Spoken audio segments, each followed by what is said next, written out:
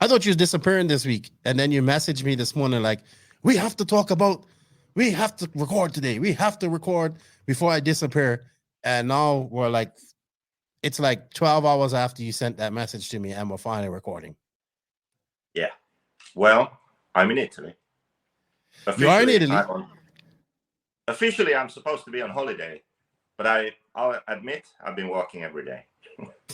So tomorrow, I'm turning my phone. I'm going off this island off the coast of Italy, turning off my phone, going to turn it back on Monday. Okay? So this rant is the last thing I do before that. Well, all right. So this might be the last time we see JQ on camera. Something might happen to him over on that island. Who knows? It might be. Yeah. This might be your last thing that you say on camera. Okay, the pressure is on now. Well, let's go. Let's hit that intro and say some thank yous, because you was hot in the ass to do this in the morning. You was all hot and bothered about this. And let's see if you still are. Let's see if I remember.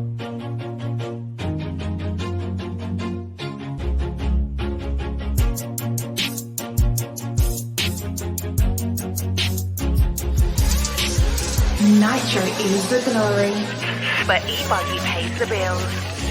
Welcome to the No Name RC podcast. Get ready for some serious bench racing.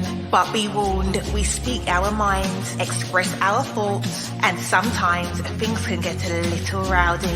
Hate, and he just was influenced by the hate coming from the left, the hate coming from the right. And let's get back to more club racing and less of this money-grabbing book racing. It's hard not to be arrogant when you're always right. Yeah. See what I mean? That's exactly why people call you arrogant, Max. You may not agree with everything we say, but it's definitely worth a listen. And our pick, can you stop whatever you're doing? Join your host, Lefty the Great, with co-hosts and guests as they get together to chat RC. Hey, after that race that I watched this morning, I have to talk about it.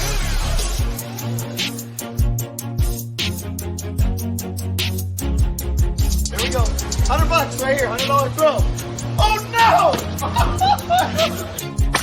I like this.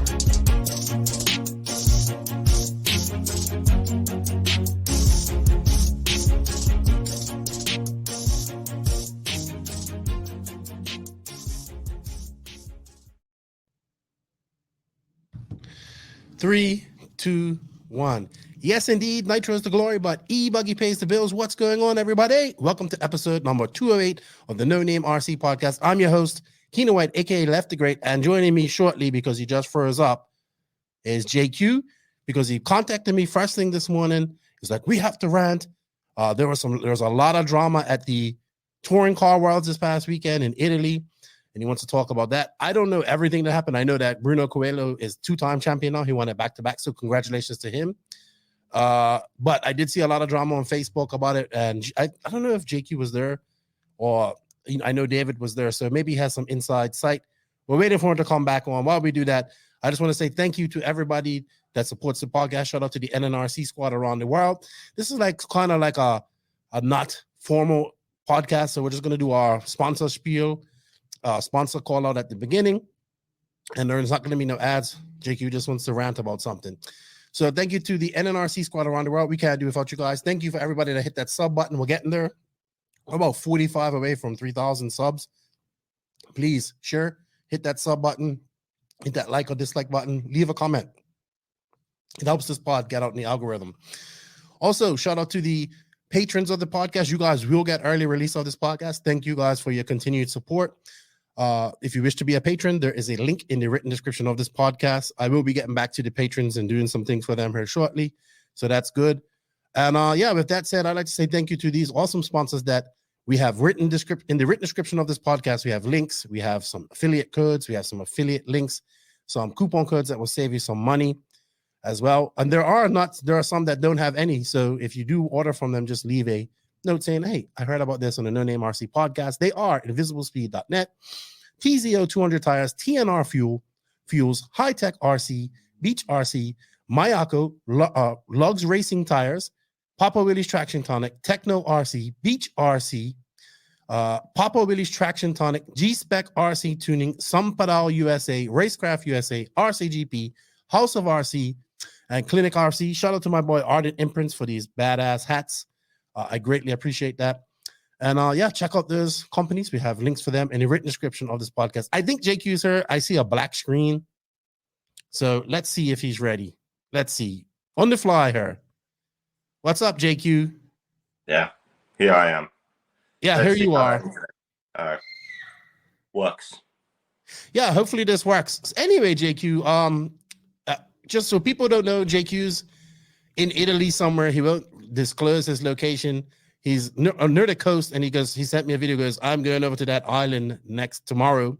His phone's going off, apparently, and he's going to turn off for 4 days, which you need. I'm not going to lie. But this might be the last time we see you, because surely you're going to piss some Italian off, or somebody you're going to piss off on this island, and you're going to have a pair of concrete boots or something. I mean, it might happen. If anybody's going to piss off somebody on a vacation island, it's going to be you. Could happen, especially because I am really turning my phones off and everything. No internet for 4 days. No way of communicating. So that's it. I mean, I've been on holiday already a week, and I've worked every single day. So there's that. That's not really a holiday, but I get it. It never stops. It never stops with this. But anyway, you were all excited this morning. You said we have to rant, we have to record. So this is just going to be, I mean, obviously you have something you want to rant about. I don't know. Like I said, I don't know everything that happened. I must admit that Corona looks really good. I feel like ordering one, to be honest. You should. I should, but I'd have to stop her from the mic and go outside and say, hey, can I have a beer? But yeah, let's go. All right. So on the last podcast, you went kind of hard on IFMAR. You did go hard, like right off the bat, like Full Metal Jacket on IFMAR over what happened at our off-road worlds, right? Now, we just fast forward 1 week. We had 2 worlds on this weekend, actually. We had the 5th scale worlds, which only had 63 entries, and unfortunately, that track is closing now. But it's not closing because of that. It's closing because of NASCAR expansion. And then I think at this race here in Gubbio, which I did watch the Euros this year, the Nitro and the Euros from this race, had around 40 mod guys. Let's see, the Formula One guys were not too much. It wasn't, it was 23 Formula One guys. Let's just put it this way. It was not a big race. It was 40 spec guys, 22 Formula One guys, and let's see what Open was, which is the bigger class. This had 60. So this is, it had 120 entries. It had 120 people here. Maybe, okay, Formula One, so people are running both classes. Do they allow to run stock and mod at this class and at this Worlds like they do somewhere else? All right. David also ran this. He ran for Automatics. He didn't have a good weekend. He was in like the C main. But there's a lot behind that, because and then the clapback coming out of Facebook. Like, even I talked to my boy Hefty today. I was like, dude, what's going on? He's like, I'll know more after today. Here's my on-road guy. So I don't know. Did you ever make it to this event? No, I was going to go on the Saturday, and then on the Sunday, I was going to the Italian Motocross Championship. Oh, right.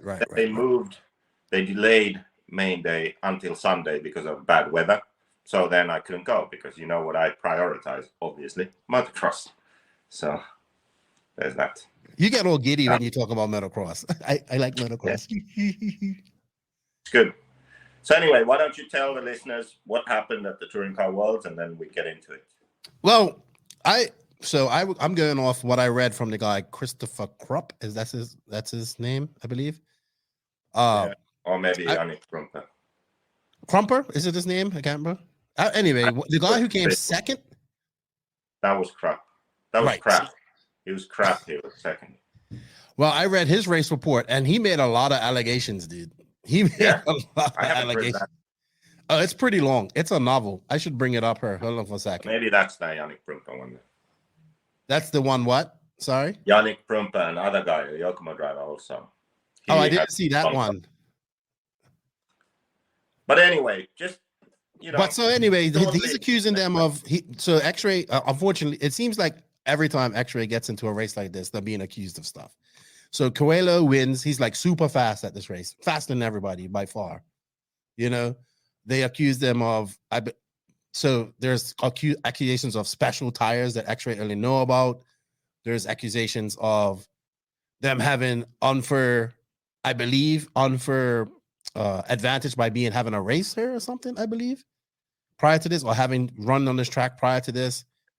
There's a whole conversation that they had with Carlos where they said they're going to use some different tires, and they end up going back to the same tires that they went. And like a lot of I don't know if you want to call it aluminum tinfoil hat conspiracies, or is this really happening? I don't know. It's weird, or is Bruno Coelho just that much fucking faster than everybody? You know what? If you listen to this podcast or watch this video, all your questions will be answered. That's a guarantee.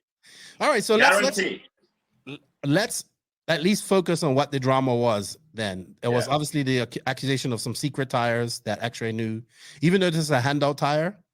Yeah. So who's the handout tire? Is it Hot Race? It was Hot Race, yes. Okay. So you have the handout tire.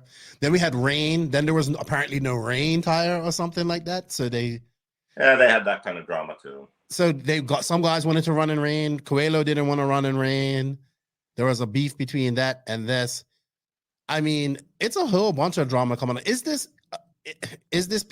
competition getting fed up of getting beat, or is this X-Ray pushing the limits to the extent that no other team is wishing to go to? What is it? Like, you have a better idea of this than me. Here we go. I really like these drinks too. I could use one right now. Original from Finland. Hey, he asked me off for drinking like 3 of them. Mm-hmm. Okay. And he had a whole case. Had a whole case of them. Had a whole case of them in the van. Yeah. Well, I only have 2 left now. Here we go. Let's start. Hold on, before we go any further, this isn't going to be a Full Metal Jacket rant and no solutions, right? Well, actually, I want you to explain this. Let's see how it evolves. Okay? I want you to explain this so everybody can understand. For sure, even you. If you understand, we know everyone understands. There we go. There's your litmus test. Okay, here we go. So let's go over the allegations and the sort of reasons for all of this speculation after the race. So Bruno was a lot faster than the competition. I believe like 5 or 6 seconds per qualifier or something, like multiple tenths faster per lap. And that in touring car is a lot. It's a lot. So that caused, I think, the most vocal drivers that I have seen have been Mark Reinhardt and Yannick Prumper. And they were speculating that something happened there with the handout tires. Bruno has better tires. That's why he's faster. To strengthen their theory of something happening with the tires, there was a sort of cancellation of a round because it rained. Right at the end of the round, it rained. So then they had to rerun that round. So because of that, they had to give new handout tires. So these handout tires that they got now, because of this rerun, were different from the ones that they got before the event. So maybe I should explain how touring car races work. Because tires are such a massive advantage if you have a better tire, what they do is they control the tires that you get. So everyone has to go and pick up their tires before the event, but it's in a controlled area, and they have to mark the tires. They can sort of, the sets that they receive, I think it's 12 sets or something, they can lay out all of their tires and match them into sets of 4. They can mark them then. They can mark them for, okay, this is my tire for practice, whatever, or Q1, Q2, Q3. They always run new tires every run because they're faster. But they can't take the tires with them. They have to then return the tires to the storage, and 5 minutes before every run, they get their set of tires that they've already checked and had marked and decided that when they would run whichever set, right? So the tires are there in that secure area. They only get them 5 minutes before the race. Then after the race, they return them. So because this one qualifying round was rerun, they didn't have enough tires now. So for the rerun, everyone got new tires. So the allegation was that at the beginning of the race, when everyone got tires, somehow Bruno got different tires, better tires. Okay?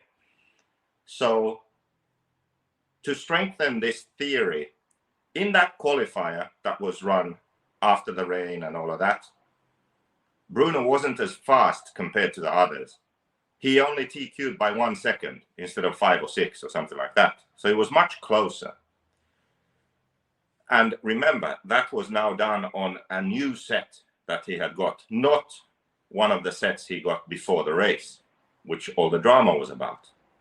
But actually, if you go back and look, Bruno ran a different body for that qualifier. And we can tell that because he ran a white body versus his painted body, right? I think for that qualifier, he ran a painted body. But for the actual race, the mains and his fast qualifiers, he was using a white body. Well, they were mounted differently. And Bruno said that when he ran that different body in the rerun of a qualifier, the car was slower. But he still managed to TQ. So he made a big change because a body shell is a big change to a car. He made a big change. Car didn't perform as well. He still TQ'd, but with a smaller gap. That was his explanation for that. Then there was even more drama. So after qualifiers, Bruno had TQ'd every single round. There was a meeting between IFMAR officials and the drivers. And basically what some drivers wanted, I only know now of Mark Reinhardt and Yannick Prumper because they have been vocal about it. I don't know if other drivers wanted the same thing, but basically all drivers agreed to this change of tires. So even Bruno and Alex, who are X-Ray drivers. So apparently all drivers agreed that, okay, just to clear the air, we will change the tires we are running for the main. So we will go back and take new tires so everyone can see that there's no monkey business, there's no special tires. That's what was agreed. But then the next day, that had been cancelled. And there was a new meeting, and then Carlos Gomez said that he made a mistake, that he can't really do something like that because the rules are different and he can't break the rules. You know, rules are rules. You know how IFMAR is and XRAY is. But So, there was a lot of rules broken apparently throughout this weekend. Yeah, I'm sure. I mean, let's put it this way. The federations we have right now, their number one priority isn't to run a fair race. Let's be honest. They have other priorities, including, you know, not limited to holiday activities. So if you're saying they're not okay, we'll be back on let's that. stick that to point these afterwards. allegations first, and we can talk about the federations later. So then, because of this reversal, so the drivers had agreed, let's just pick new tires so that we clear the air and prove that there's no cheating. Okay. But then they went back on it. And even I have to admit that when I heard that, I was like, well, if there's no cheating, then why wouldn't you just change the tires, right? Because if you do, then you prove that you're not cheating.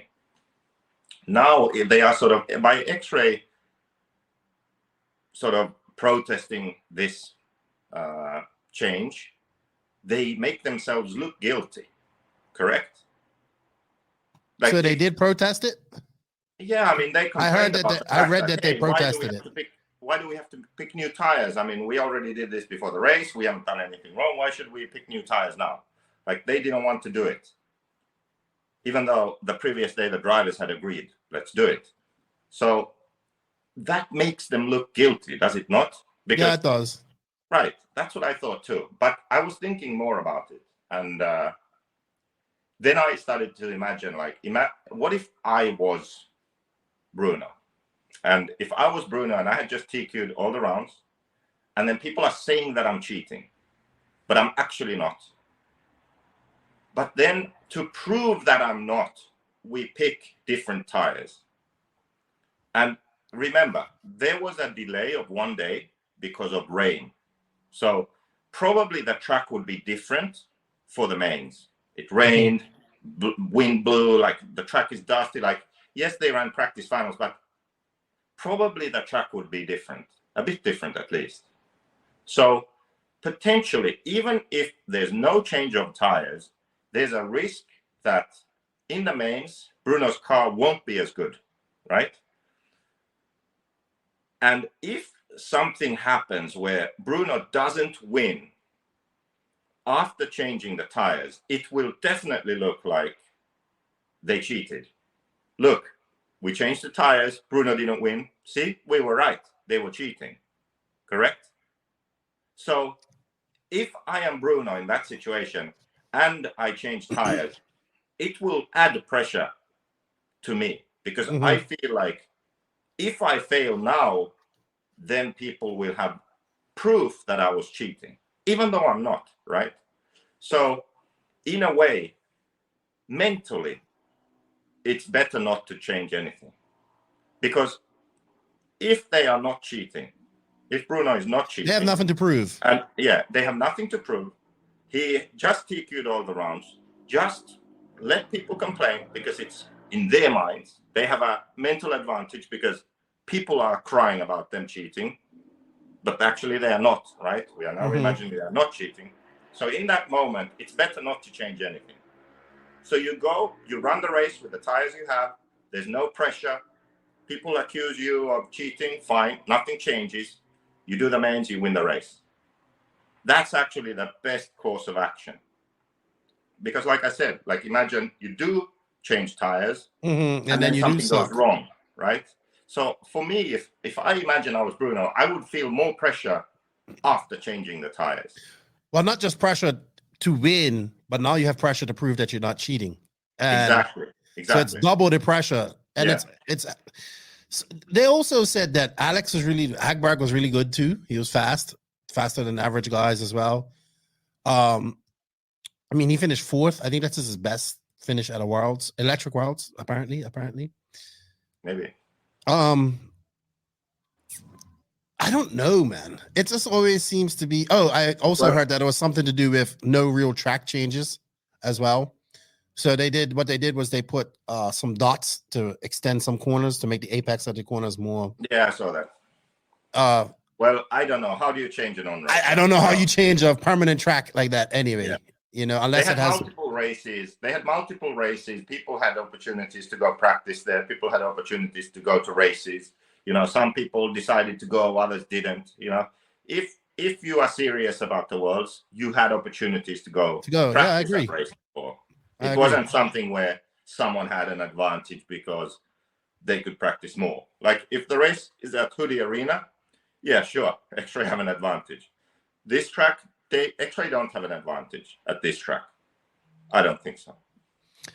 Is it? But anyway, let's just rewind a bit. So when people got the tires before the race, that's when some funky business went on, apparently, according to some. Honestly, I just don't see it because we are going into like deep conspiracy theory. What's his name? Regions, areas. If we. What's your boy name? Because, what? What's the deep conspiracy? Alex Jones. We're getting to Alex Jones. Yeah, because think about it. Like you have all the tires there, and the officials are handing out the tires. So that would mean that someone would have to bribe that official. Well, first of all, someone would have to figure out a way to test a ton of tires and find some sort of advantage on 12 sets of tires, for example.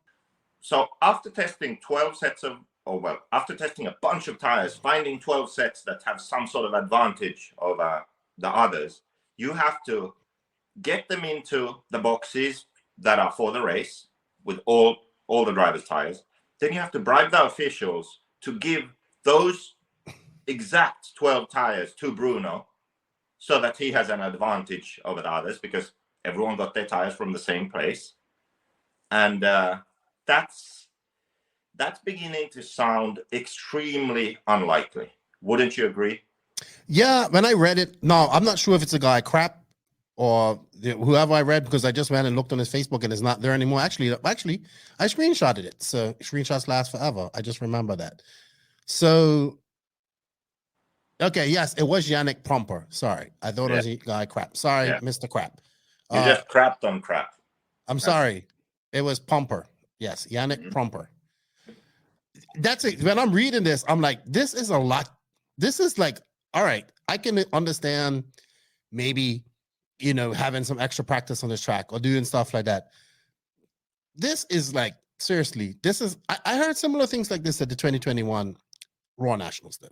Yeah. So they were like, when Mayfield teched and he teched over, and like they say, oh, Jason Rona, Adam Drake, and Raw went into the back somewhere and came on, and apparently he teched. So there's always some rumors about this type of stuff going on, but this seems a little far-fetched. Yeah. I mean, I want to believe it, but I also believe that Bruno is just that much better than everybody right now. Yeah. So here's the thing.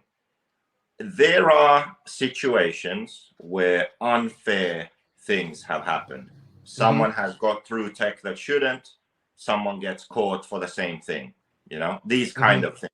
They definitely have happened.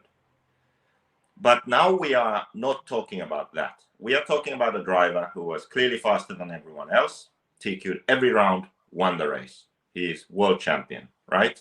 An amazing achievement. And people are now accusing him of cheating. And the accusation is that he has better tires. Okay? I just get it would have so much variables to go to make right. When you look at the way they would need to cheat, it begins falling apart. Because how would you do it? Like, how is it possible that you would have the same tires but somehow a different compound or something, and you smuggle them in there and the officials know to give them out and all? Like, how would you even logistically be able to do that? And how would you be able to do that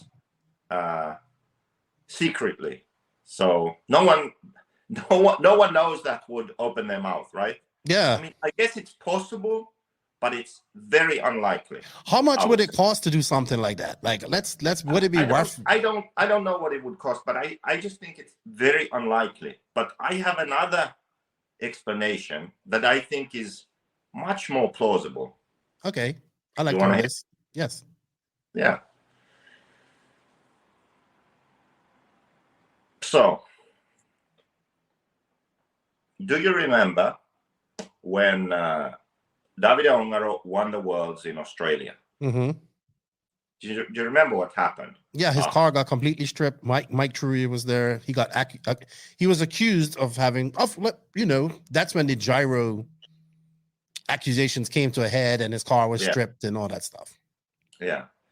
So Ongaro was accused of using a gyro because in Italy people do use gyros, right? But it's mainly, I believe, that sort of hobby level drivers that do that. Ongaro was accused of using a gyro. They checked everywhere. They couldn't find anything. And that was it. Fast forward to 4 years later, because of COVID, he wins the Worlds again. Right? And there's some talk of, well, AKA tires, they worked at first, but then none of the other AKA drivers were able to get them to work. So surely he has some different tires, or he's using additive, or this kind of talk, right? Because again, he was so fast and he won the race. So I can explain to you why he was so fast. On the previous podcast, I explained why I believe that Ongaro is so fast. So it's not that he is cheating. It's that he is extremely talented, yes. He practices to build his skill. Talent you have, skill you build up through repetition. He's done that. But a combination of that is you need to have a setup on the car that suits and matches your driving. And if you can come up with a setup on the car that matches your driving, and both the driving and the setup are a combination that is fast, well, what do you have? You have an advantage over others because both your driving style is fast and your style of setup is naturally fast. Mm-hmm. And this is why Ongara is so good. And if you want to know more about that explanation, go listen to the previous podcast. I think it was on the previous one, right? Yeah, previous one. On the world's one.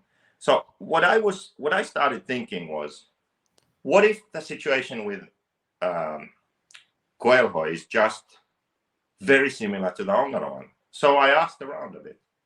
I spoke with Bruno.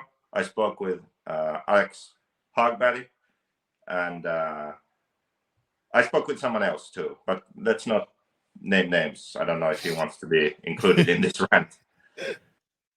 So my theory was that Bruno's driving style and the way he sets up the car is one where it's naturally fast and it's for him. Mm-hmm. So he can drive the car.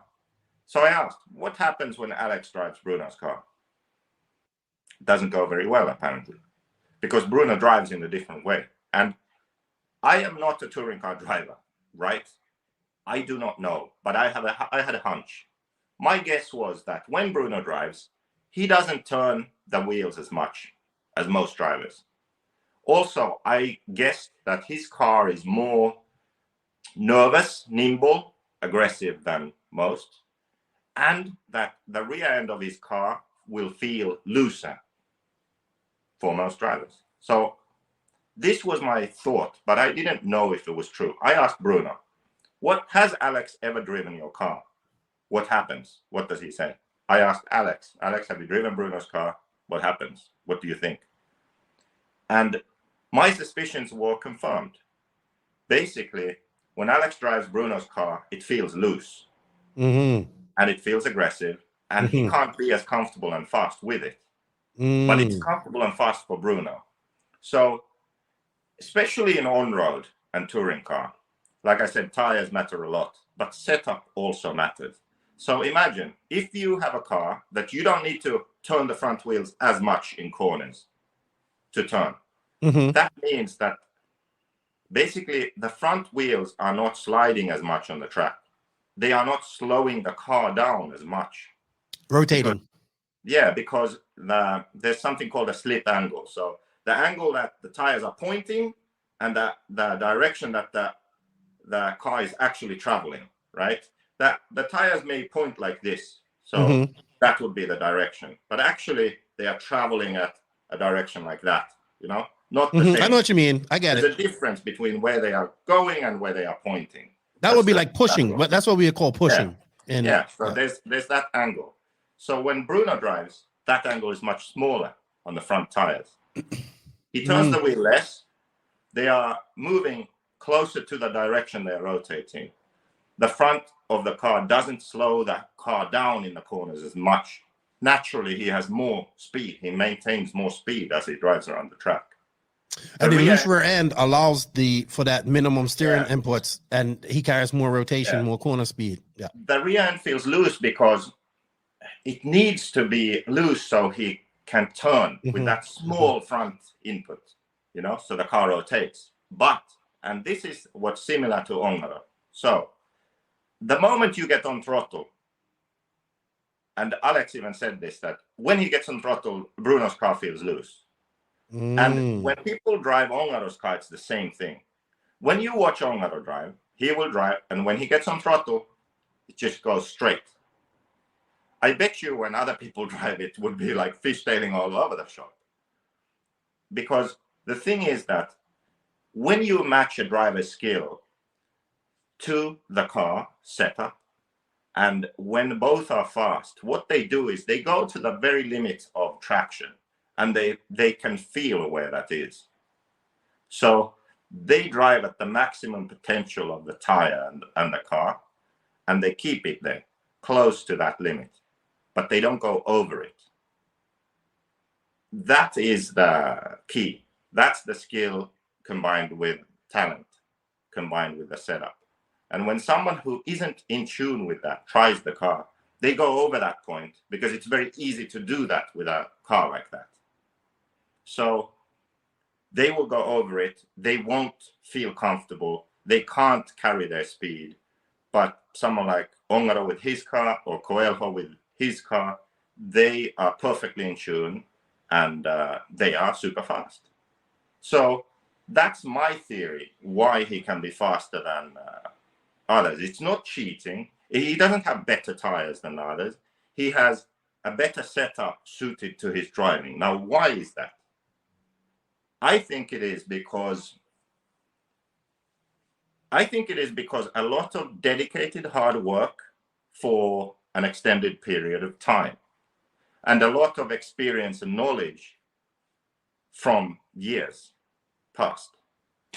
If you look at Ongaro, I'll tell you a funny fact that I learned during this trip. So when he's driving, well, before that, let's talk about the setup thing. There's a lot of knowledge in car design. There have been many Italian cars. There are many Italian, European, and world champions, car designers. There are Italian drivers who had very unique driving styles and setup styles. Alec Lafranchi, he ran with no roll bars. He had an extreme corner speed. He went to Vegas to the world's warm-up, didn't do the jumps, but won the race because he had such corner speed that all the Americans were like, what the hell is going on? You know, because he had grip and corner speed. He didn't need to do the jumps. His engine was rich. He didn't go fast on the straight, still won the race. You can't do that today, but I mean, at the time, he was ahead of the game at that time with that style.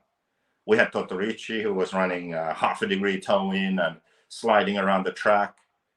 Everyone's like, what the hell is going on? That car looked like a wet rag. You know, a wet rag, when you pull it across a bumpy track, it will just follow the shape of the track. That's what his car looked like. It was ridiculous. So I guess what you're trying to say is that Italy is known for... Yes. So I don't know who it is, Mauro, Verri, whoever, but there has been a dedicated effort to make Davide fast. Yes, okay? Yes. And that's why he is fast now.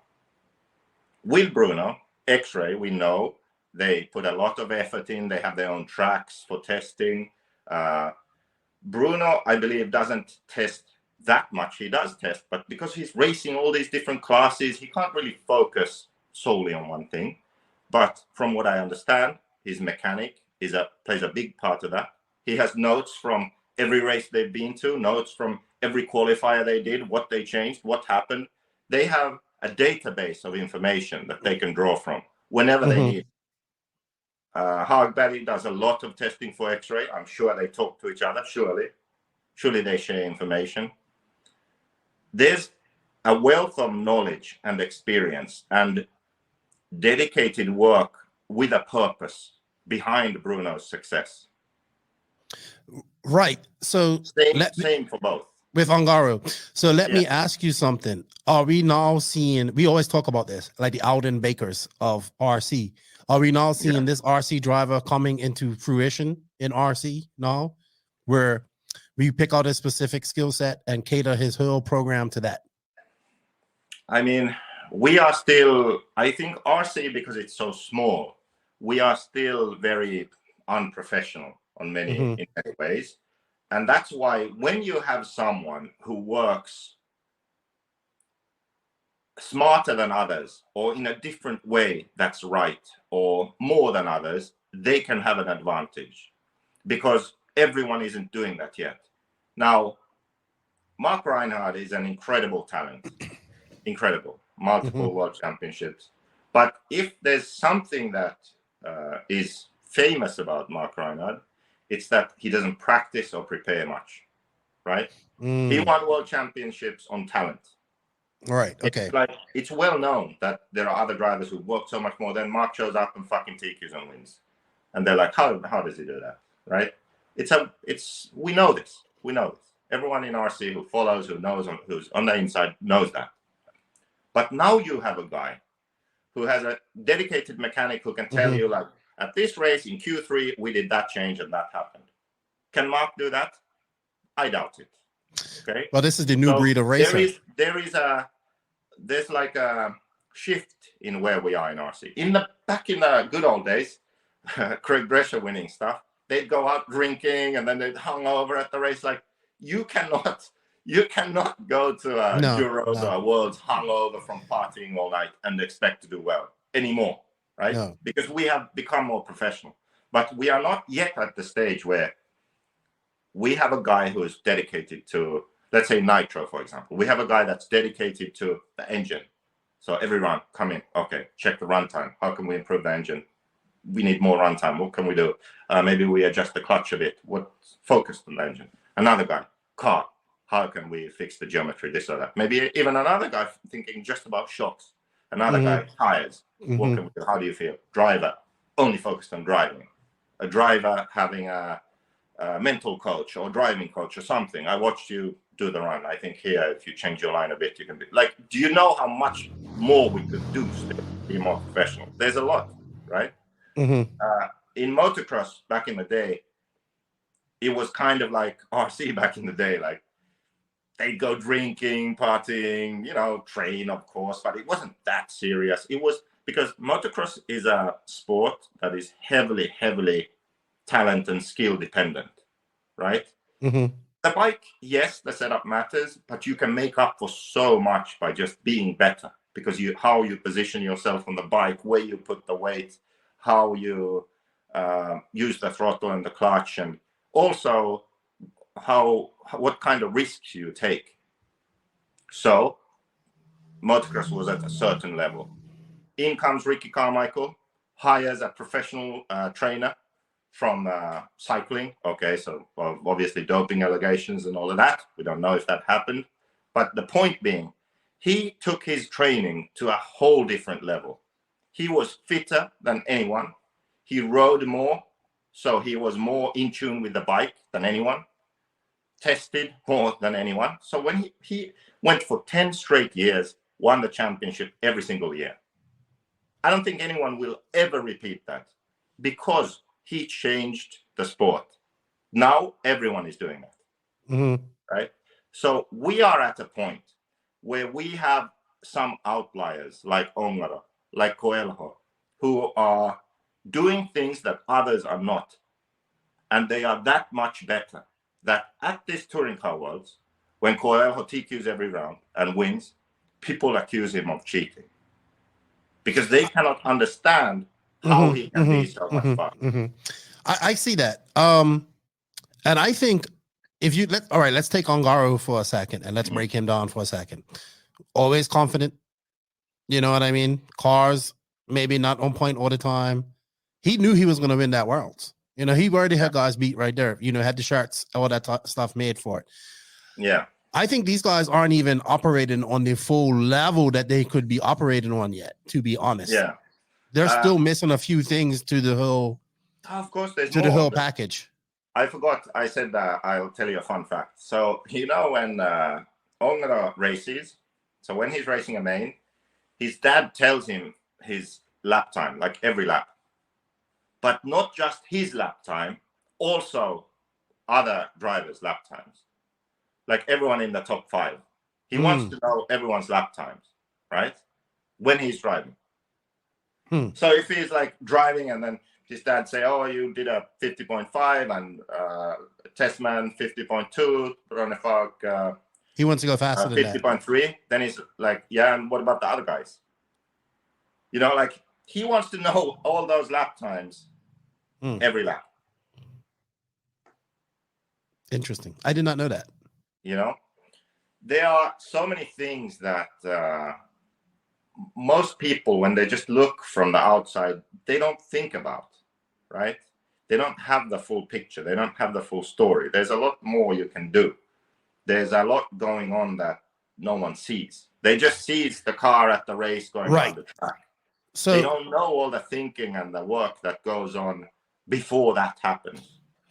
And not only that, but Bayer is his on-road mechanic too? No, friend. No, it's okay, the hell is his name? The other guy. Francisco Martini, I think, or something like that. Okay. Another guy. So here you have a guy who is extremely talented. He's good at what he does. He's able to put his hands to any class. He's already proven that. You know, he just came off a world final at one of the hardest races in the world. You know, completely different from what he's doing. and then you add on mechanics that can fit his style. I think you're right. And then they would say, well, what about Hagberg? He was fast too. Oh, he puts in a lot of work. Yeah. Well, you know what I mean? He puts in a damn lot of work. If it wasn't for people like Hagberg, Touring Car would have been dead a long time ago. That's how much work he puts in. Yeah. But I think let's think about that. Well, finish what you were going to say. Well, I think what's happened is just a lot of what you're saying. He's put everything together and he's figured out what's good for him and what works. Obviously, X-Ray has been doing some research as well about this type of stuff. Who knows what they're doing over there? They're probably doing like mental coaching, all that type of stuff. You know, they're probably doing all this stuff. They're probably already looking at all this type of stuff to do. Yeah. And I think like Hagberg has settled into that role of that second driver. Like he's there to test, he's there to go. He puts in a lot of work as well. Obviously, they have two different driving techniques, but his knowledge that he gains from these different races and tracks are passed on to Bruno. And Bruno is just able to go into that mode, like, and just put it into that mode. And when he has everything going for him and everything's right, he's going to be, when you got talent plus skill plus everything going right, it's just going to be very difficult to beat plus that. the dedicated work of other people. So they are developing the car. They have new parts for the car. They're actually working together as a team. They're actually working together as a team supposed to work. If you look at it, that's how a team is supposed to work. Yeah, no shit. So, but let's take a step back, look at the situation, and okay, why did people assume or sort of immediately go to, oh, they must be cheating? There's a reason for that too, and that's because X-Ray are known to do kind of whatever it takes to win. Mm-hmm. Be that the gray area, force drivers to run different tire brands back when that was frowned upon. Now everyone seems to be doing it, but back then, drivers got fired, all kinds of drama because X-Ray were like, no, we want you to win. You have to run some other tire, like pressuring them to do that. Or that one EOS, when they built the track to the arena and then practiced on it the night before, but forgot to unplug their transponders. That was a legendary one. So you understand why there's these allegations against them. The Red Robin Hood Raceway Euros, 10 scale Euros on dirt, they were sourcing their tires. And then Wolanka, they stopped. I have heard this now from so many different people, even someone on X-Ray that I believe this to be true. They were sourcing tires, X-Ray drivers were. They stopped for whatever reason. Wolanka didn't stop. And he was the guy that was caught and he was disqualified. That is a fact. He was caught sourcing tires. He was disqualified. He himself said he didn't just invent sourcing or think of it like alone. The other guys were doing that too. Okay, so there are he didn't want to prick. Yeah, the multiple situations like this where they have either blatantly broken the rules or being unsportsmanlike. I would even say that this year they did something which I think is sort of unsportsmanlike, which was they had the Euros at their home track, okay? They had a race 2 weeks before the Euros, Touring Car Euros, which was only open for X-Ray cars.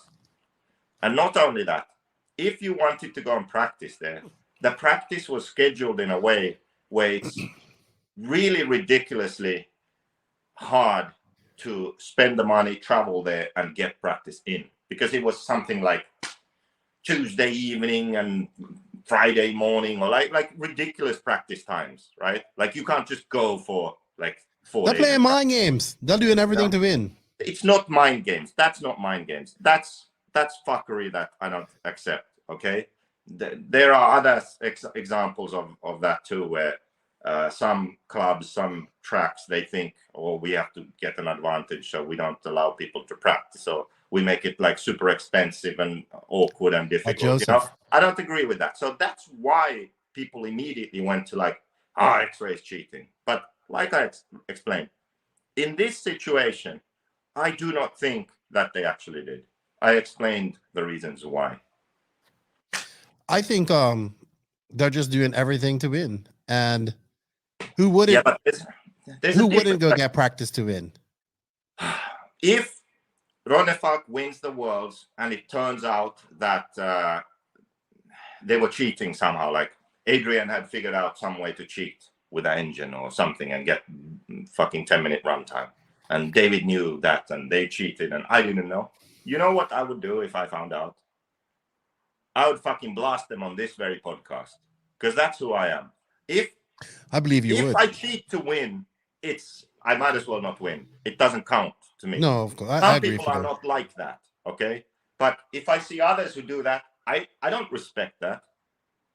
Yeah, like, to me, if you do anything to win, I don't respect that. If you work hard and do everything within the rules and also the sort of sportsmanship, unwritten rules that we have, if you do everything within that, I respect that. But if you go beyond and you do anything to win, no respect for that. None whatsoever. I could dig it. Capiche? I can dig it.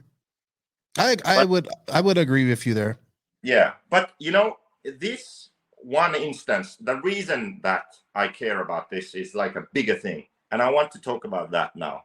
So we only focused on this touring car race, but this is actually a bigger point that I want to make, and it has to do with it basically has to do with the whole industry, because there's history to this scenario. There's business interests, there's personal relationships and drama. I can give a bit of the history so you understand. So the allegations were made mainly by and vocally by Mark Reinhardt. Mark Reinhardt's father, Ove Reinhardt, runs the ETS, ENS, EOS, all those series, right?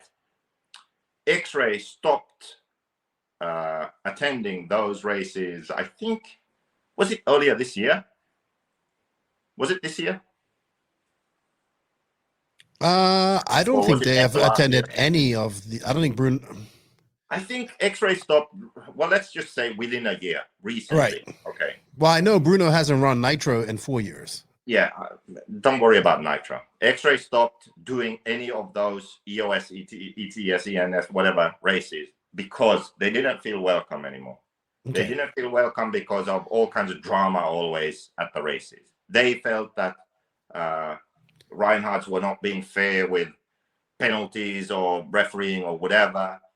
Reinhardts felt that X-Ray would always try to bend the rules and do this and that, you know. So there was like two sides to every story, drama, beef.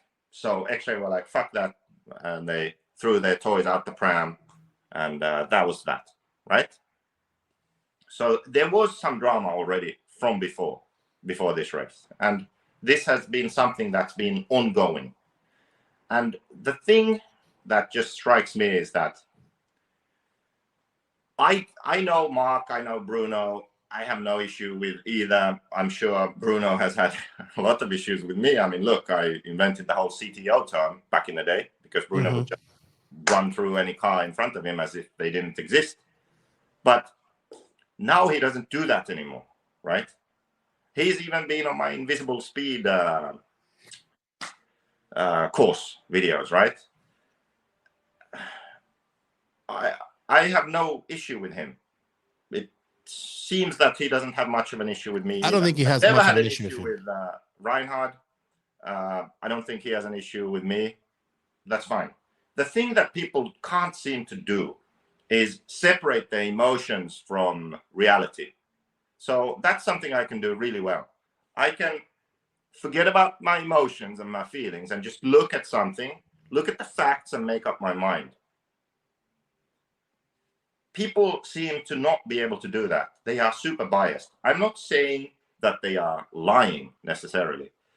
They don't consciously think that, okay, I know what I'm about to say is wrong, but I'll say it anyway because it benefits me. I don't think people are like that. It's just that they are so emotionally invested and biased that they don't know that they are wrong. That's what I think is happening with most people. Like, they see a situation and they see it their way, and they honestly believe that. And when I look at it, I can separate the emotion. I look at what happened, and I'm not thinking about who and what and why and before and after. No, I'm just looking at that situation, and I'm like, what the fuck are you talking about? That's not at all what happened, you know? And this is something that people, too many people can't seem to do.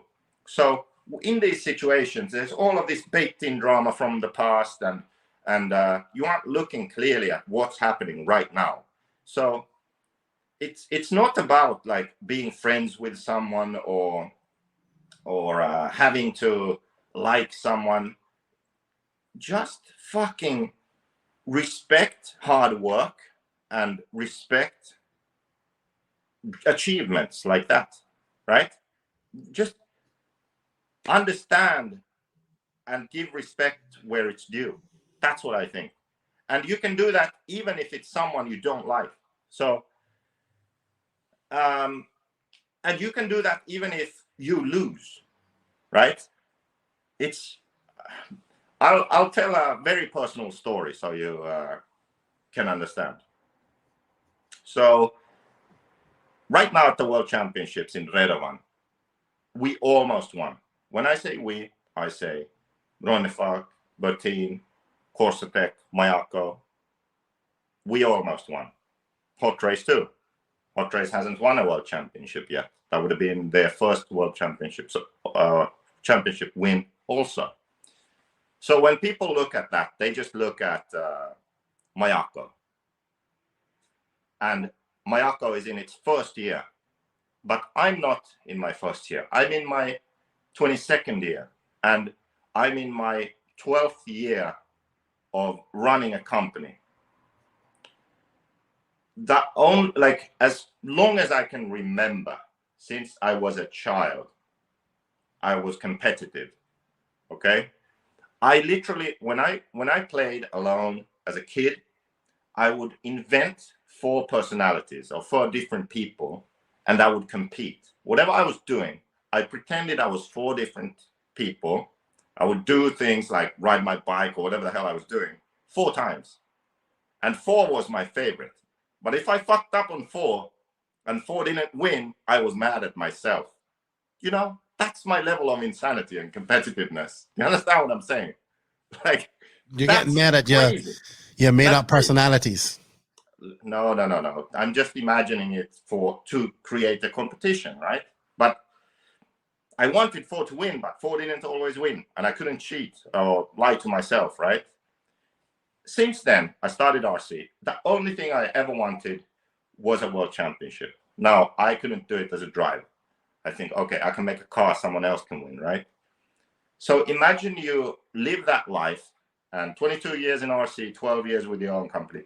Then you're at the World Championships, and the car you designed is driven by a driver who you have been supporting and helping.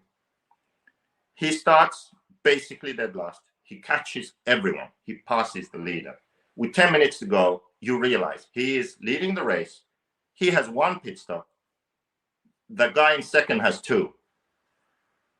If he doesn't fuck up now, he's going to win. That's the situation, okay? Unfortunately, he does. He makes a few mistakes, 3 mistakes, and that's it. Get second. Devastating, right? I don't need to hate Ongaro because of that. Like, I cannot describe how important that race was for me. Today, it's like, I don't know, a couple of weeks after the Worlds. I am still angry, frustrated, sad about the Worlds. I'm not happy, not 1% happy about the Worlds. I can say that I know and I understand that second is a very good result. There's not a cell in my body that's satisfied or happy about it. I know it's good. It doesn't feel good. It feels fucking horrible. But I respect Ongaro and their dedication and their work and the fact that they won. So you can still respect someone else even if you lose. You know this Coelho's mechanic? I don't know him at all, but he just comes across to me as a person who, if I had to deal with him, I would want to punch him in the face, you know? And I could be totally wrong, but he just comes across as like this kind of like arrogant, rich motherfucker. Like that's how he comes across. I'm sorry. I could be completely wrong. He might be the nicest guy in the world, but that's how he comes across to me, right? But even having that opinion of him, unwarranted or not, I don't know him, I don't care. I can still respect his work, right? Do you understand what I mean? Yes, I'm listening to you. Like you can separate these things. That's what I'm trying to say, and people don't do that. Like I would say that I'm at a point right now in the RC industry where I can say that it's not that I just dislike or I disagree. I hate certain attitudes. Really, I hate how the federations are working in RC or not working. Really, I hate it. I really hate it. I hate that race organizers care more about entries and making money than actually doing something that's good for the racers, that helps to grow the industry. I hate that attitude. I hate that X-Ray bend the rules, stop supporting race series, do their own selfish thing. I hate that Reinhard and company make X-Ray feel unwelcome at the series. These sorts of attitudes, I can say that I have reached the point where I hate them. Okay, hate is a strong word, but I hate them. I don't hate the people. I hate that. Okay. The thing that I think is, now you had a Touring Car Worlds, which spoke to a lot of people. They all said this was like the worst race they have ever attended. The atmosphere was horrible. And when I look at it, I just realized that we are all in the same fucking lifeboat, the RC industry. That's the size of it, right? We aren't on a cruise ship. We're in a lifeboat.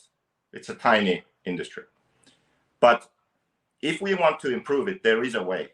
And the way is that you have to identify who is in RC for the right reasons, who has a passion for RC, who wants to see it grow, who wants to see it evolve and improve.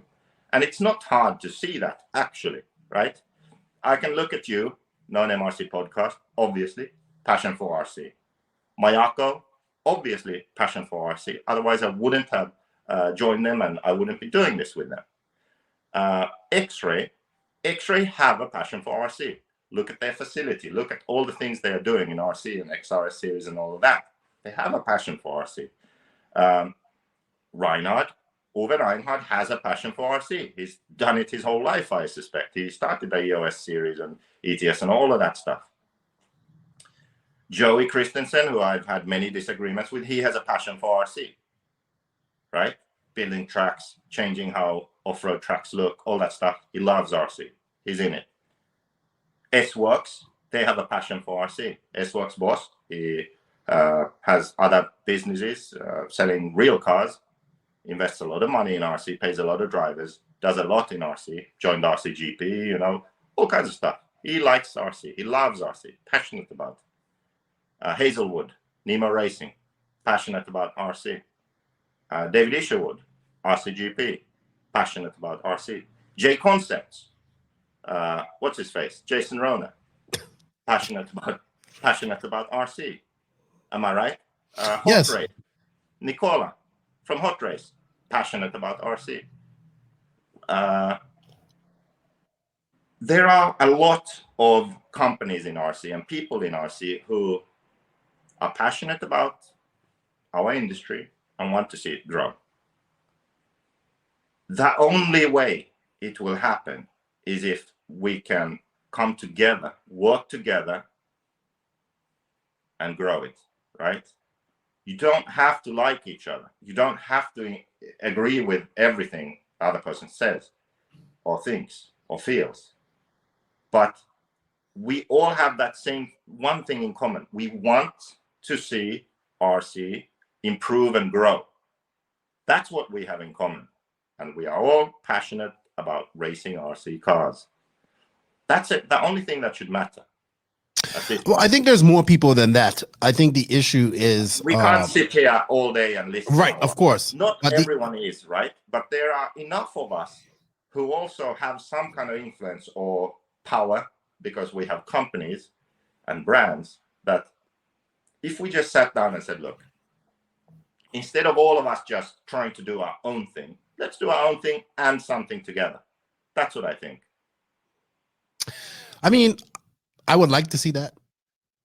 I was hoping it would happen with RCGP. I still have hopes, but people can't seem to get over. I don't want to talk, and this being an RCGP spiel either, but we've talked about this, and just people can't put their. It comes back to this conversation about why people can't accept that Coelho is fast, because they can't put what's happened in the past or what's X-Ray has done behind them and accept the fact that, wow, this guy really is talented and good.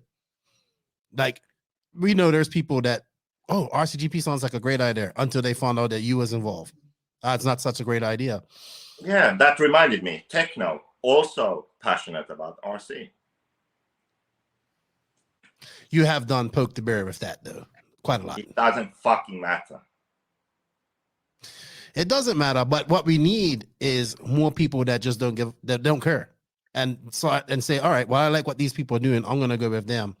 I think what we're starting to see in general is a movement in RC. I was talking to somebody yesterday. He's like, I'm gonna go for Raw president. Like, I want to do this. He was like, I want to make a whole new Raw. I'm not gonna say his name because he doesn't want to announce that.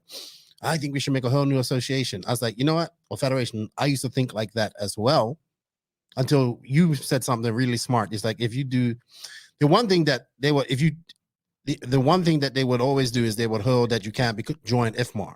You know, that was one of the things that happened with Norca. Also, yeah. Raw has the heritage, there are people in Raw that can do good things. The things that have to happen in Raw and IFMAR isn't just one person. It's going to take a collective group of people getting in there and making these changes. And I'm not saying that the people that are in IFMAR, I know we're going on a whole federation spiel, but I kind of wanted to talk about this on the last rant, when we ranted on the last podcast. These older IFMAR gentlemen still have a role to play in these federations. They should be training these people how to do things differently, or how they should be training people how things are done. And then these new people should be also looking at new ideas to do things. Let's take, for instance, what's his name? The referee from the Worlds, Mark. What's his last name? Stetson. Right. So I'd heard how good of a referee he is and how strict he is and all that type of stuff. And I heard this guy, I listened to him the entire time I was there. And I said, this guy is good. He's strict. He's very strict. But he knows the basic rules. He gets things done. And this guy could train many more people to be referees.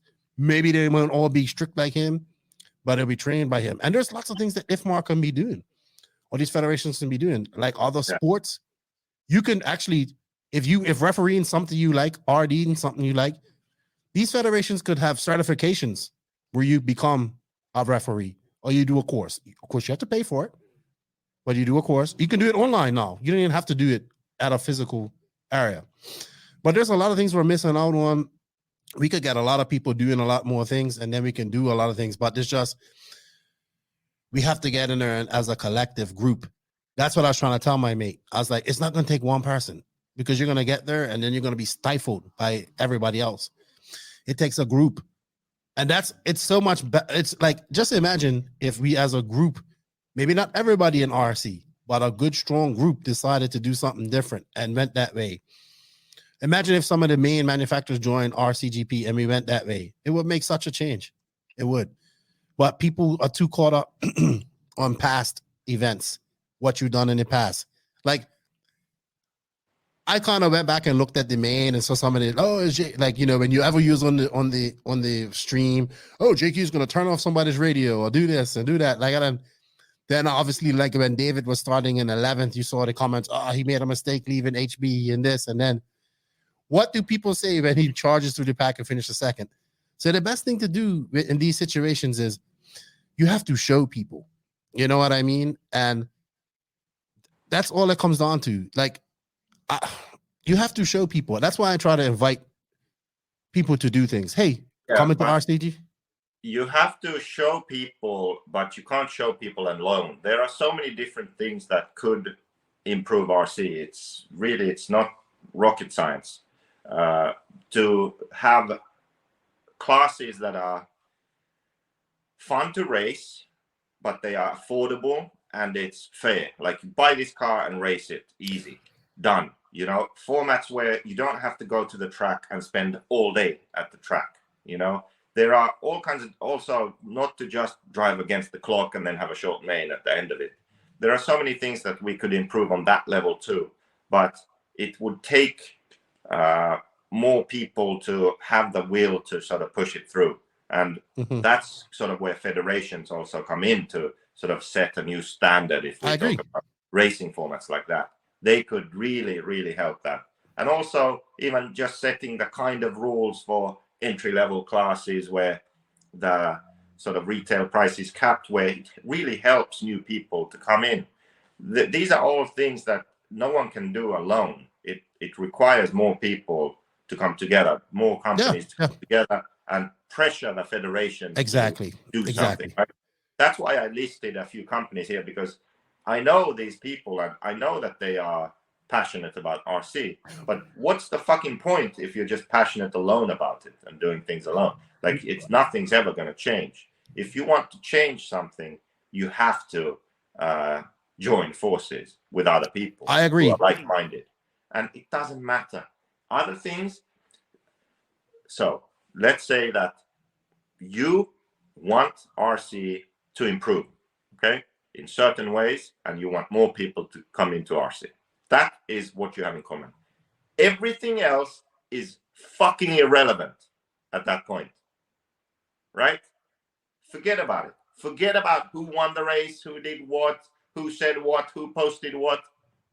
It doesn't matter, because the task at hand right now at that moment is, we need to grow RC. We need to improve it. What can we do to make that happen? Not do what we did this past weekend. That's for sure. We're talking not do what we done this past weekend. You know, that worlds, that 10 scale worlds, for us, there were no Americans there. There were no, you know, it was very, well, I also found out that, you know, like the top American guy that drives electric touring car has a full-time job, so he couldn't get time off. You know, this would be why this class that was so big back in the day is so small right now. You know, and it's a class that can be run outdoors. It's a class that can be run indoors, you know, probably bigger indoors than it is outdoors. But in the end of the day, we have a class that should promote our hobby, our sport, because the cars look real, and we have all this argument afterwards. It's always some drama after these on-road races, though. Always some drama. Always. I don't know. I think the bottom line is, Joseph, that we have come to the conclusion that we have to come together. Just wanted to say a few things. There are individuals doing good things out there and have lots of initiatives going. I wanted to say something because Mark Santeria just had a spec slash thing, 90 slashes, first race. 90 fucking slashes, dude. Yeah, that's he said, and he said to me, and they have like tech and all this type of stuff. And he said to me, there was like 50% new transponder numbers that have never been to this track and all that stuff. Yeah. So, and then we have people like Katie Carmendi, a Race Like a Girl, who's doing the Future Stars of RC, race with a local pro. There's lots of people doing initiatives. It's just that we need to have some sort of central organization to where all this can be looked at and applied in different situations. And you have to have a group of people that want to make change and aren't afraid to step on people's toes at the same time. Like you say all the time, you can't make an omelet without breaking a few eggs. So yeah, it's like you don't need every single company to agree to something so that things can change. You just need enough of them. Yeah, I would agree with you. Then the rest will follow. So I did not know that this rant was going to go this way. I thought it was really going to be like a gun-ho Full Metal Jacket rant about something else. So I was actually pleasantly surprised by this today.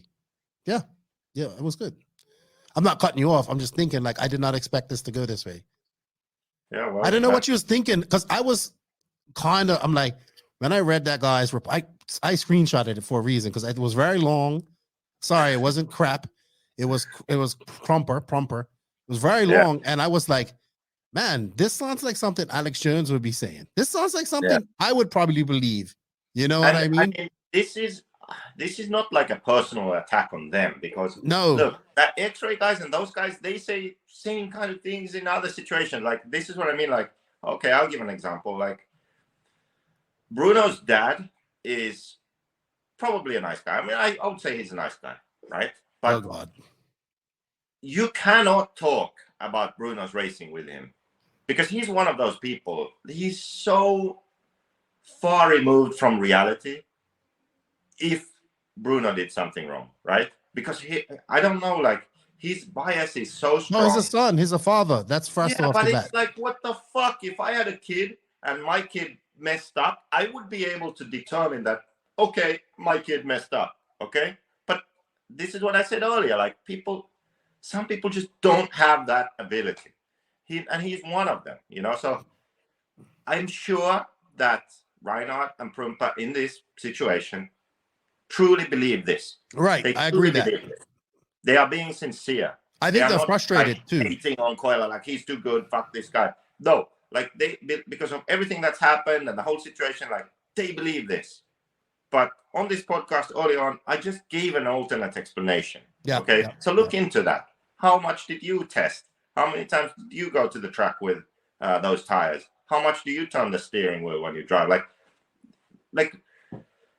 can you tell me on some race last July Q3 what you changed and what happened? Like, how much data do you have? I think we're just seeing a passing of the guard. That's all we're seeing here. That The old too, school, like, the old school drivers. We saw it in off-road. We saw it in off-road this past Worlds to an extent. We saw a lot of these young guys come up, a lot of these older guys not in the mains. And once they listen to this podcast and be like, well, I'm missing this, I'm missing that, I'm missing that. There's a lot of things that the professional RC driver is such an unknown right now. It's in a very unknown state. We're going from motocross, beer drinking, partying night, all night, 1990s motocross, supercross guys, to that next level, which is like Ricky Carmichael, and now what we see now. And there's gonna be a next evolution, because then there's gonna become a Bubba Stewart, and people are like, well, how the hell does he do that? Like, there's going to be more evolutions as technology and skills and people understanding of physics come into application of RC racing. There's going to be another person that's going to be like, wow, how did he do that? So one thing first is, I think in touring car, that like the age of the drivers was pretty high. Like, even Gilles Groskamp made the main, and he's like over 40 years old, 44 or something. I think so, something like over 40 anyway, right? And he made the main. All I know is like, what, 35. Beaker is older too. Coelho is one of the younger guys at 29 in that main. So there is also that, like you say, changing of the guard, even though Bruno's been there a while. But there aren't many more young guys coming in there. In off-road there is, but not touring cars. Right, but what we'll do is we'll look back 20 years from now and look at guys like Ongaro and Bruno, and they will be the template for what the future RC guy is going to be. That's what we're looking at. So maybe with some tweaks and some added features. Yeah, one of the motivating factors for me why I want to see RC evolve to the next stage is because that's kind of what I am interested in. I would like to not go to the track with a car that's basically been the same for, like, I don't know, 20, 30 years. If you really break it down, like, there's not much sort of. You're talking about on a chassis product type of thing. I'm talking more like mental side of things, a presentation. That too. But I am interested in that sort of innovation when it comes to the actual product. But to be able to do that, you need to have a big enough industry that you can sell enough product to fund that, right? Mm-hmm. And what everyone seems to be doing now is just trying to steal drivers from other brands instead of talk about this all the time. Instead of looking to get drivers that no brand has because they're new drivers, you know? And that's kind of what my angle is. I've never been interested in making the products that new drivers would buy, but I understand the importance of having them and the importance of trying to get those new drivers, new people into the hobby, buy something, transition into eventually purchasing the kind of cars that I make. That's why that one of the funniest comments back in the RCGP days was like Mugen said that, well, why should we really care about joining this? And it's not really like, we don't really have that kind of products that would benefit from new people coming in. I'm like, Jesus Christ, that just sums it up, right? You don't benefit from new people getting into RC because you don't sell ready to runs. Well, what the fuck do you think those new people who come in, who continue racing, will eventually buy? It's just like, that's the level of thinking we have in RC. I do have a challenge, though. I do challenge these manufacturers and these people who have more of a voice than us. We're beating down this path. Start helping. Like, we know that you want change. We know it. It's time to start saying it. Now is the time. Yeah, now is the time. Like, this is it. I'm all in for sure. And I've sort of brainwashed my Arco to be all in. And that's it.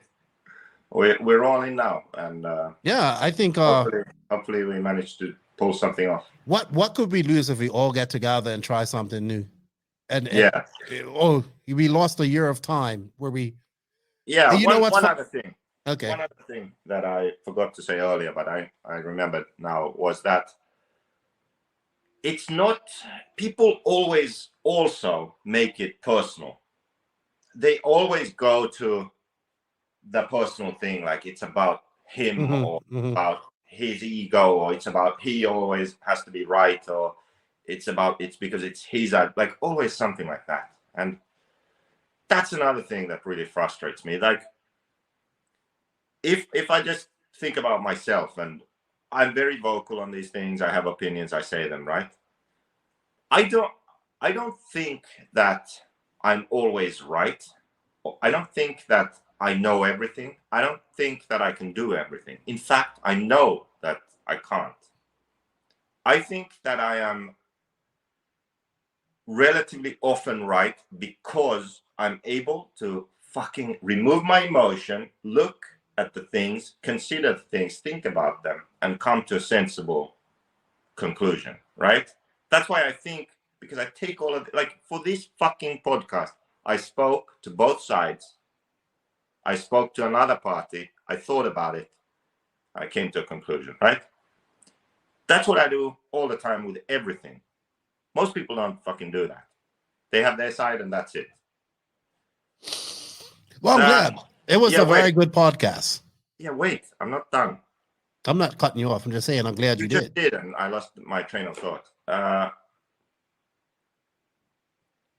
The thing that creates success in anything, company, sports teams, or industries like RC, is when you can recognize your strengths and weaknesses, and you can come together, and people from different people with different backgrounds, with different skill sets, complement each other, right? That's what makes a good sports team. That's what makes a good company.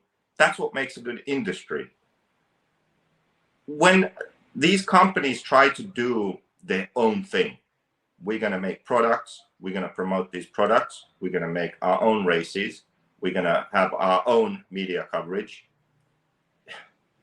When everyone does that separately, it's not going to be that great, and it's not going to go very far. When companies come together and support the same effort, that's something that can become bigger. That's something that can reach a lot further.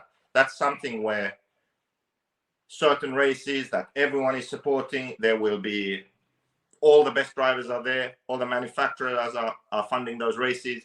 There's professional media coming in to cover those races. That is a lot more interesting than on the same weekend having 5 different events by 5 different brands covered by their personal guy with an iPhone on the driver's side. Okay, this is the point. It's not about me. It's not about you. It's not about David Isherwood and RCGP. It's not about Joey. It's not about fucking J Concepts, Facebook Lives. It's if everyone would just fucking come together that's passionate about RC and wants to grow it, and we make a plan for how we could actually achieve that, then things could change. Then we could put pressure on this International Federation of Men Arranging Retreats. We could actually put pressure on them to either fucking do something or piss off. That's it. We have the power. We literally have the power. The brands pay drivers and pay their travel to go to races. It's as simple as that. Yeah, we just have to decide which races we want to go to and what we support. And we can literally change the industry if we just come together and do that. We can. Yeah. Of course we can. It's simple. We just solved the whole industry's issue right then and there. There we go. But in an hour and a half. XRAY and Reinhardt's, they can't see eye to eye because of they race touring car and the other guy beat the other guy, and that's it. This is how it is. This touring car world is a microcosm of our industry. That's why it pissed me off.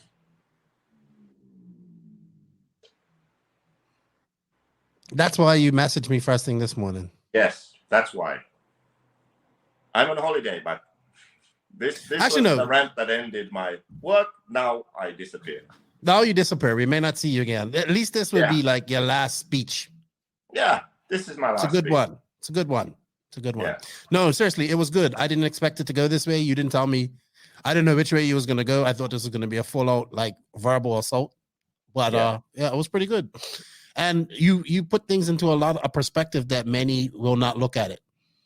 And I'm sure this podcast is going to piss some people off, and maybe people are going to be like, oh, yeah, maybe so. So we shall see. But hey, that's what we're about, making people think, right? Is that it, Jake? Because you had some good stuff to say. I try not to cut you off too much today, but I did listen. Like usually when you start running on, I kind of just like, but today you actually carried my attention and it was good. But thank you. I enjoyed it. Anyway, guys, there's JQ's rant for today. Last rant in case he disappears at this at this mysterious island that he's going to that I've never heard of. How big is this island? I actually don't know. It doesn't look very big. Okay. Well, all right. Well, JQ, I think you had some very great points there. I do agree with a good bit of them. I agree with a lot of them, especially in your theory of why Coelho is fast. Makes a lot of sense. I think we should bring back Lefty for president. Maybe. You said that on the last podcast. Maybe there's other people that are good as presidents as well. Maybe not me. But let's just get the ball rolling. Like, let's do this. Yeah, the people have the power, and they need to realize that. And the people that have the powerful voices need to start using them. Yeah. Stop being so afraid of change. People say they want change, but then they just, I don't know, like. They're worried about losing what they have. That's it. Yeah. And that's what most people are. Simple as that. Losing. Everyone complains. You're afraid of losing something you just constantly complain about. What could be worse? Come on. Right? I don't know. But yeah, it was a good rant. Good rant. I'm glad you did message me because this is going to be good. I think people are going to like it. The patrons will get first hit of this. They'll get this here and as soon as it's done. When are you releasing? It will be released this evening sometime, later this evening, early Thursday morning. So, and then we also have a podcast coming out on Friday with Max. I have an old podcast recorded with Lucas, Lauren, that I recorded a couple of months ago. And then Max is answering some questions. Okay. And Max and I are going to talk about the worlds a little bit from what he saw. Yeah. But anyway, I thought this was good, JQ. You enjoy your time in this mysterious island that you're going to. I hope you have fun. I hope you drink a lot and don't get too messed up. Yeah. And you definitely deserve a relax. Final word. Oh shit. Okay. No. Listen. Everything I have said today, none of it is personal in a sense. Like, I don't hate any person in RC. I'm pretty confident in saying that. Okay. I mentioned the word hate because I hate certain attitudes and ways of thinking and actions, right? That is not the totality of a human being, right? So if you feel like I targeted you, take a look in the mirror and take a look at your attitude and your actions, because that's what I hate. It's not you. There's a difference, okay? So just keep that in mind. And this, what I have said, is also not about me.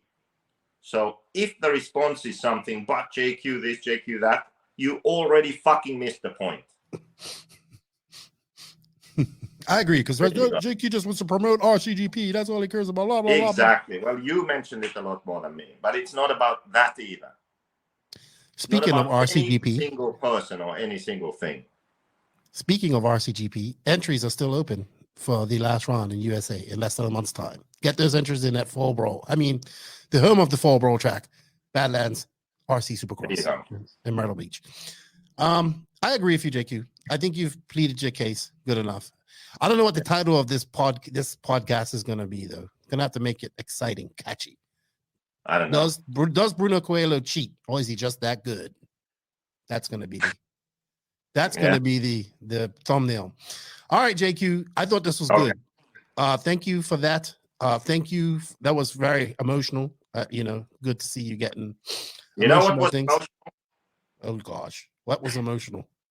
After the Worlds, the banquet, I was a bit inebriated. I blame the Mexicans. I think I downed some tequila or something. Then after that, we went to where we were staying, and Beaker and I went to some bar, had some drinks. And then after that, I went to the pool. And I was in the pool with a frog. There was a frog in the pool and me. And that was emotional. That moment was emotional. You had a conversation with a frog. I did. It was, I made it through. I didn't drown myself. But that was emotional. And you know what? I woke up the next morning at 7 a.m. on the couch. And then Jon Sandberg, who stayed in the same Airbnb, sent me a picture of me sleeping on the couch with them like packing and doing it like lights on, just packing everything and leaving. I had no clue, no idea that they had been there. So, you deserved it too. All good right. Sleep. Yeah. Well, you enjoy your trip, dude. Safe travels tomorrow. Have a good evening. Go have some fun this evening. Thank you for the podcast and sharing your thoughts. I'm now looking at it a whole different way. Open my eyes. Thank you.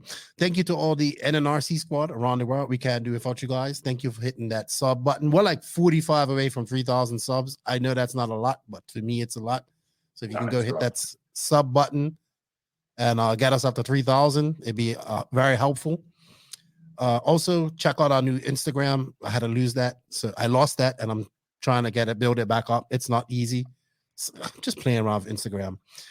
And thank you to all the patrons of the podcast, man. I can't do it without you guys' help. You guys help pay some bills around here, help keep things going. If you wish to be a patron, there's a link in the written description of this podcast. And remember, without sponsors, we can't do this. If you can show the sponsors some love, show us the podcast some love. We have links, coupon codes, affiliate links, all that stuff in the written description. They are invisiblespeed.net, TZO 200 tires, TNR fuels, High Tech RC, Beach RC, Mayako, Lugs Racing tires, Techno RC, Papa Wheaties Traction Tonic, G-Spec RC Tuning, Sampadal USA, Racecraft USA, RCGP, House of RC, Clinic RC, and that was good. I enjoyed that. Thank you, JQ, for your time. Enjoy your 4 days of peace. Don't do anything crazy. And I will talk to you on Monday, I guess. Yeah, Monday, hopefully. Yeah, Monday, I think. And remember, forget about the people. Think about the idea. Focus on the idea. And don't take it personal. Yes. People don't see the forest because they're fucking focused on the trees. You know, with that said, Nitro is the glory. E-Buggy pays the bills. E-Buggy Worlds next year. Hopefully, I'll go to that. Hopefully, because I want to go to Portugal. And yeah, Lefty and JQ is out. Like JQ is on vacation, off the grid 4 days. Don't message him. You're not gonna get an answer. Exactly. So he says. By the way, Oh shucks. now I have time to practice the guitar. Woohoo! Okay, piss off. See you later, JQ. Thank you for your time.